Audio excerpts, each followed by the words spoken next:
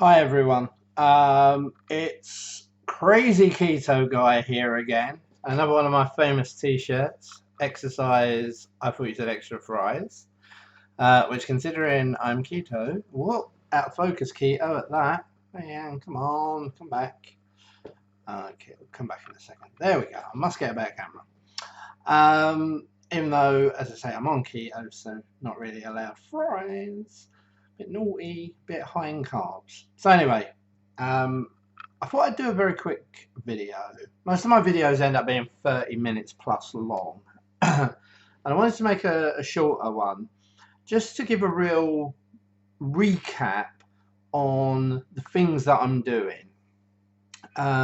So just about me quickly, 52 years old, live in the UK in a place called Milton Keynes. I've been diabetic, type 2 diabetic, for about 15 years, and for 15 years pretty much ignored it. Was getting in quite a bad way.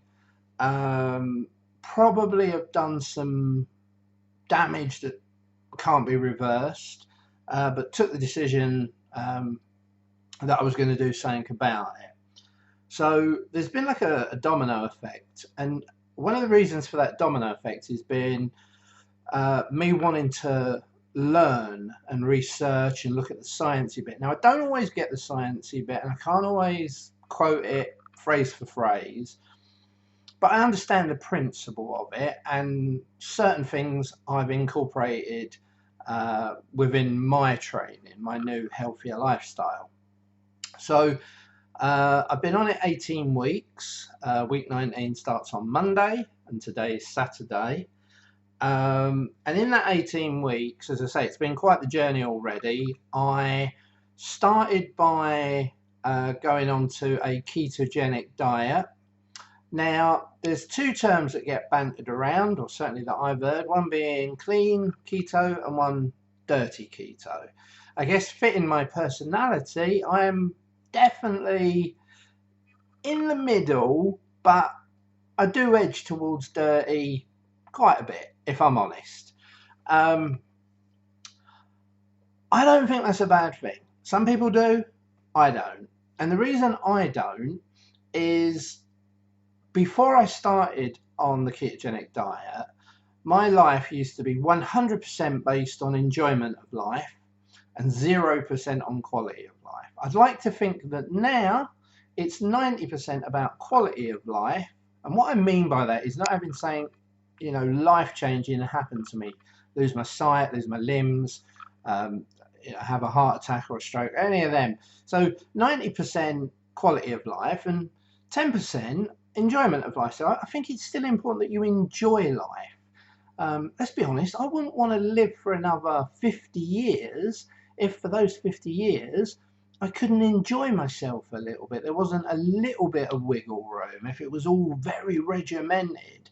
So I do allow myself a little bit of the dirty keto.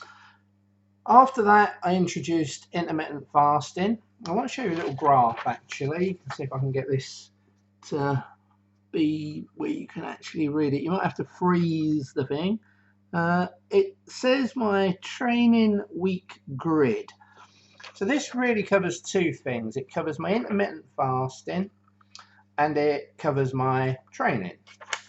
I think everyone's agreed that having a good training regime is beneficial to keto. I wouldn't say it's a must. Some would, but I know some people who are just purely on the diet.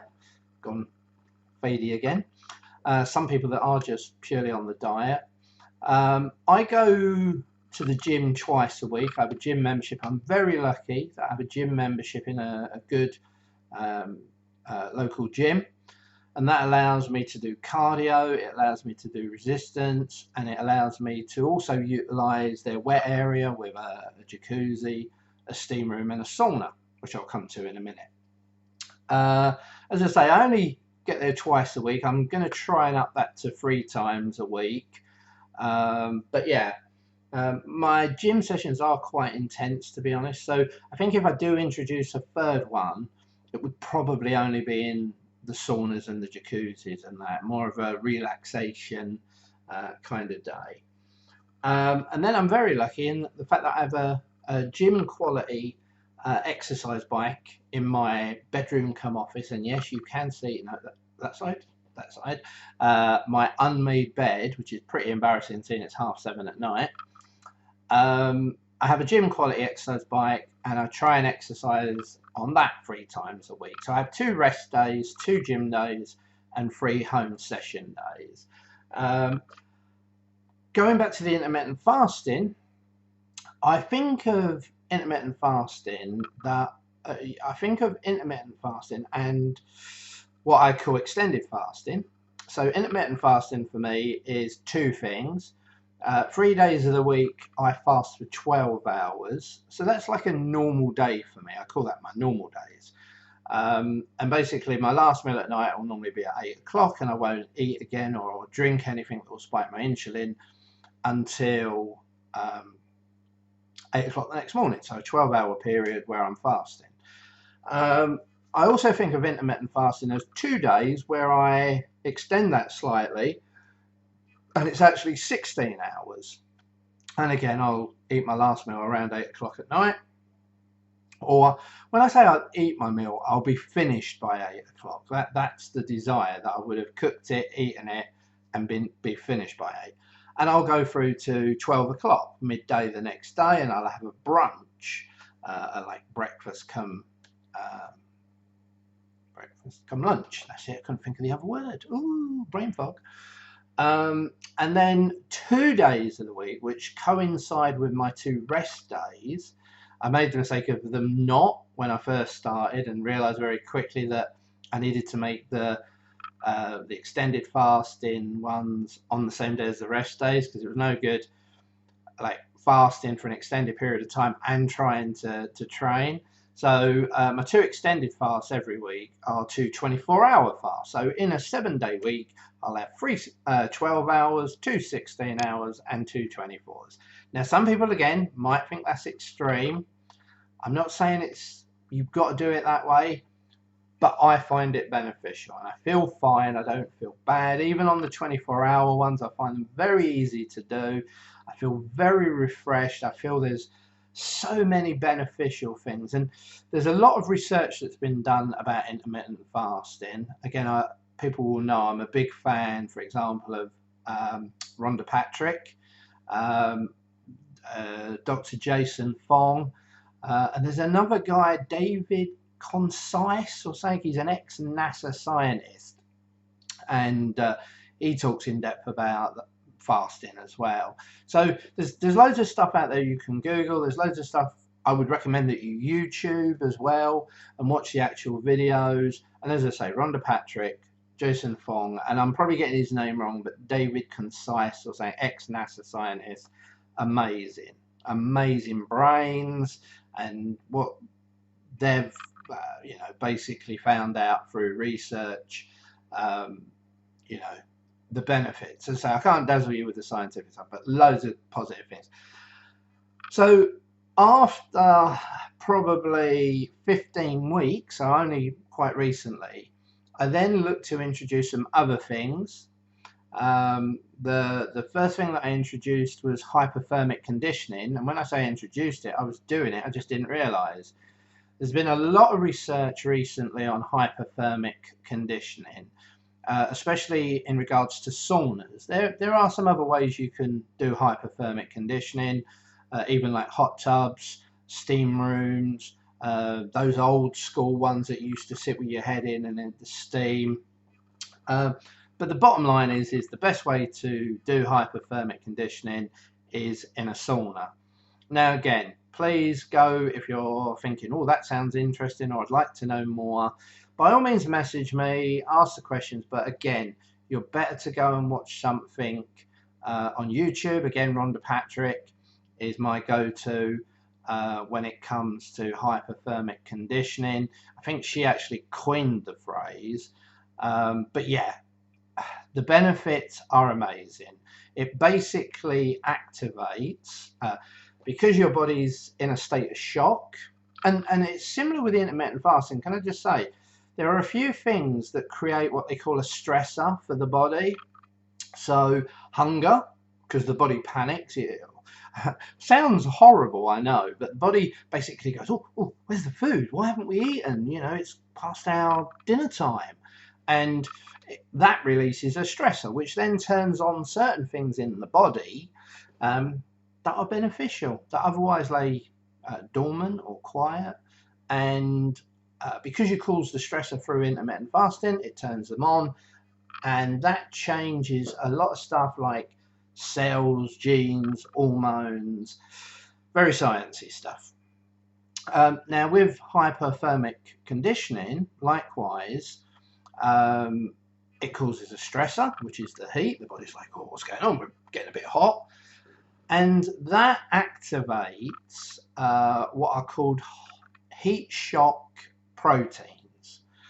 And these heat shock proteins are amazing things, are amazing. And what they do with the body and how they help to repair it. And it's just, again, something that you want to be happening. And there have been, again, scientific studies that have shown some amazing results in longevity with reducing what they call all-cause mortality. They did a study with, I think it was either 2,000, I think it was 2,000 male adults aged between 45 and 60. And they looked at different groups of people that only went to the sauna once a week. They didn't do zero, and it bugs me every time I say this, but they did people that went to the sauna once a week, people that went to the sauna 2 to 4 times a week, and people that went to the sauna 4 to 7. Now, it takes a lot to go to the sauna 4 to 7 weeks, but the all-cause mortality between the people that were going once and the people that were going 2 to 4 dropped by 24%. The people that were going 4 to 7 times, it dropped by 40%.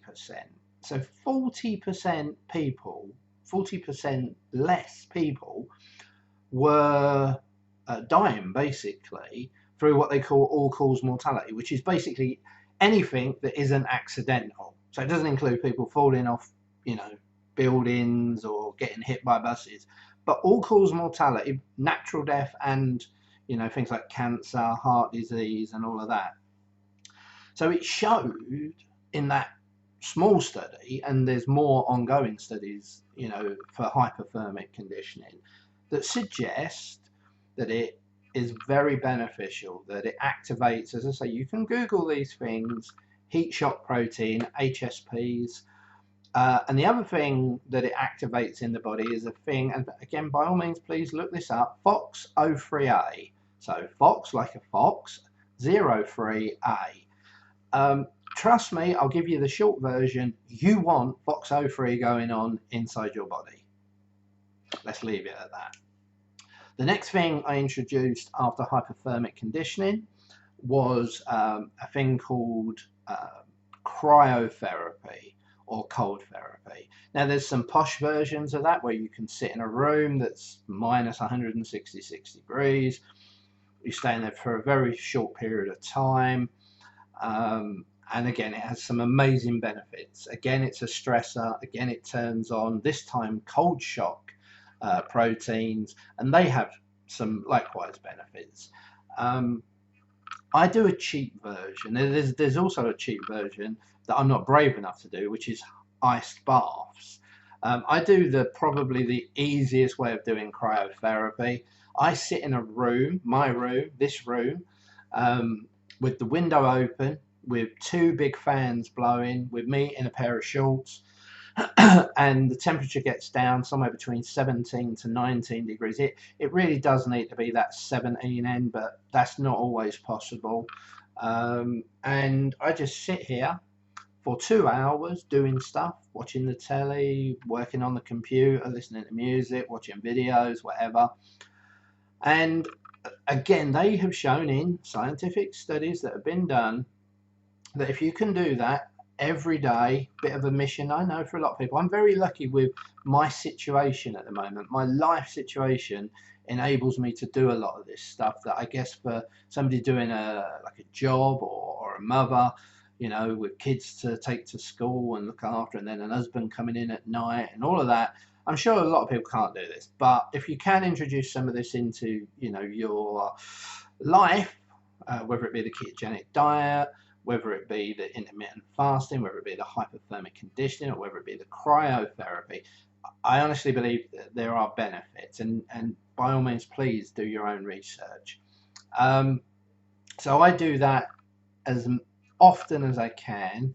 I think I've been doing it probably 2 weeks now, and I think I've probably missed maybe 2 days. So in general, I manage to do it once a day. There is another thing you can do which kind of combines well, it doesn't combine them, but it certainly combines heat and cold, and that's called a contrast shower. And this is something that's a brainchild of David Concise, or whatever his name is. I know there's an interview that Rhonda Patrick does with this guy on fasting, and they also bring up all of the cold and the hot and different ideas. He come up with a thing called contrast showers, which is basically in a shower, 10 seconds with hot water, then flick the switch and go 20 seconds cold. Now, he repeats that process 10 times, so that's quite time consuming, I guess. By the time, you know, you mess around with it and everything, yeah, you know, you're doing that hot 10 seconds, cold 20 seconds. I tried it for the first time on Friday, yesterday, at the gym, and I did it up in the shower wet area, and they must have thought I was as mad as a hatter. Now, I manage 3, so 3 hot, 3 cold. He says you always finish it on a cold one. I gotta say, you know, again, it might have been placebo, but I did feel really good for it. I felt alert, awake, energized, which, considering I'd had quite a hard session in the gym, and I'd done quite a hard session as well up in the sauna with my hypothermic conditioning. Yeah, will I be doing it again? Yes, it's going to be a regular thing. I'm going to see if I'm brave enough to do it at home. My shower at home does seem to get quite cold, so sometimes, like, as soon as I feel the cold water coming out of that shower, I sort of jump out. But yeah, we might try it. So again, the 5 things that we've mentioned: ketogenic diet, massive. I'm such an advocate of the ketogenic diet, but I am going to say allow yourself a little bit of wiggle. Intermittent fasting, especially if, you know, you can do the longer ones. I mean, some people are doing 90 odd hours. I don't know how they do that. But apparently, the deeper in you go to a fast, different things start to happen to your body and your mind. And there's a thing called autophagy. I'm probably saying it wrong. And they reckon that doesn't really kick in until 48 to 72 hours, so like 2-3 days. So I've never done that. But apparently there are some really big benefits from if you can get it to the state of autophagy, or however you say it. So yeah, ketogenic diet, intermittent fasting, and then hypothermic conditioning, cryotherapy, and contrast showers. So just one last thing, going back to intermittent fasting, at the start of each month, and funny enough, I'm now on it, I do a 36-hour fast at the start of the month. So similarly, I would eat at 8 o'clock. Funny enough, today I've actually eaten slightly earlier than that. And then 8 o'clock tomorrow night will come. That will be the end of my 24 hours. But then I go till 8 o'clock the next morning. That's my longest fast, 36 hours once a month at the start. Has this all been beneficial? Again, I don't want to go on because I said I wasn't going to make this a really long video, and we're already nearly at 20 minutes. That's me. Has this been beneficial? So this is the bullet point so far. I've lost some weight. Not a lot, and I'm not even going to say the amount, but I've lost some weight, but weight was only ever number 5 on my list of priorities. Number 1 on my priorities was reducing my blood sugars, because I'm type 2 diabetic. I've reduced my HbA1c, which is a 12-week average, since I've been on the ketogenic diet from 12.5, and it had been higher than that before, but the last time I had it before ketogenic and all of my training, it was 12.5. Now that's roughly 2.5 to 3 times what a normal person's would be. My HbA1c now 12 weeks in, or should I say when I was 12 weeks into it, was 6. Amazing. Again, look it up. If you're not diabetic, maybe you don't grasp that, but that's amazing. Ready for more amazing? I did all of that whilst reducing my diabetic medication. That was number 2 on my list. I reduced my diabetic medication, all of them, between 50 and 100%. My tablets, of which I'm on glycoside and metformin, I've reduced by 50%.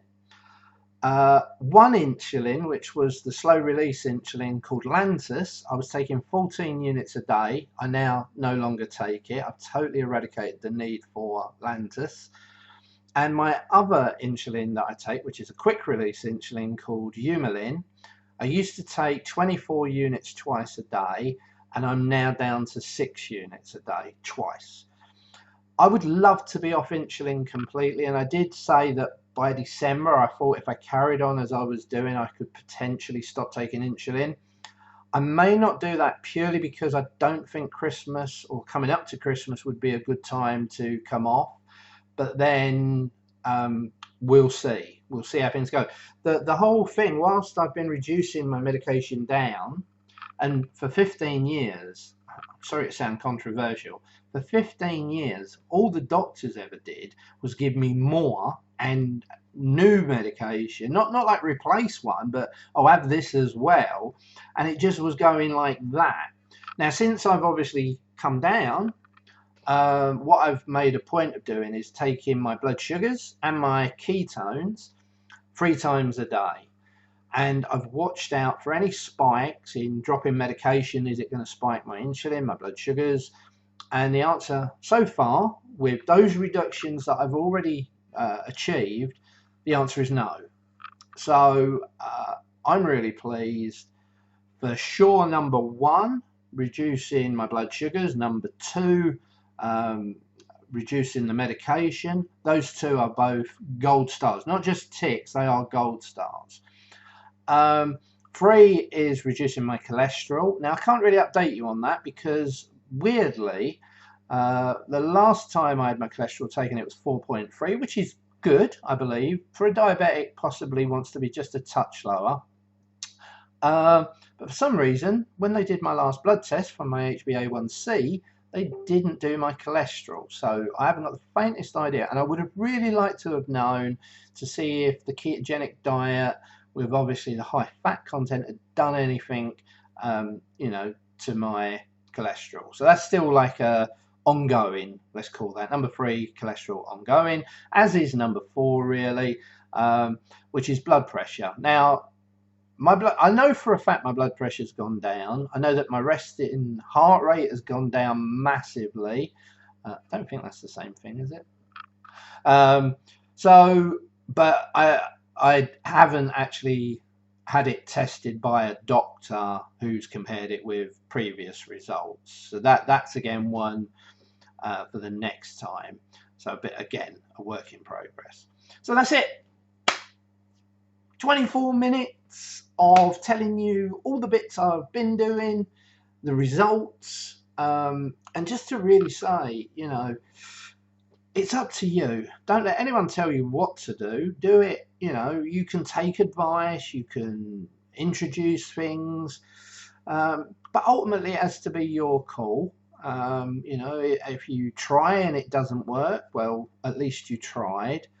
Don't think it's a miracle. Don't think something that's taken you years, for me like decades, to I want to use the word achieve, but it's not really achieving. I've just basically got really unhealthy and quite large, and it, you know, that's over decades. So it's crazy for me to think that in months I'm going to suddenly turn into some lean, you know, weight's going to fall off of me.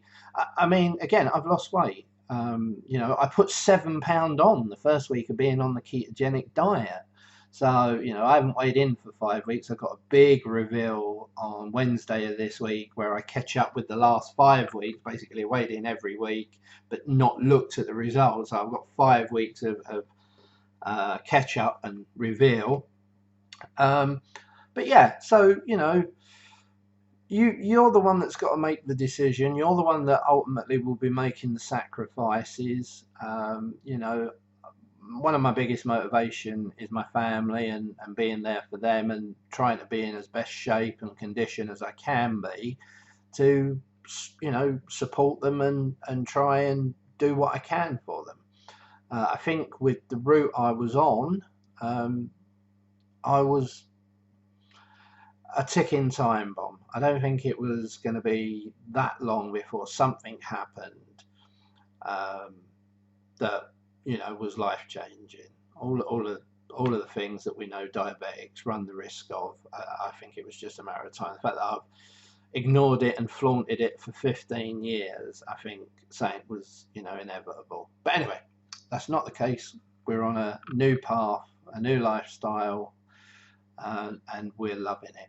We are loving it and feel so different. I can't underline how well, how positive, you know, physically, mentally, I feel right now. So anyway, 26.5 minutes. I might as well have just said this is a normal video. But anyway, yeah. So that's it. Hopefully, people will find this beneficial. Please come across and follow me on any of the social media platforms. You'll find me on Facebook, obviously. You'll find me on Twitter. You'll find me on Instagram. And you'll find me on YouTube, where there's even more of these really long videos. I'm on all of them as Crazy Keto Guy. So hopefully they'll be easy enough to find. Please, please, please, please, please, please like, share, you know, let's spread the word. So yeah, much love from Crazy Keto Guy.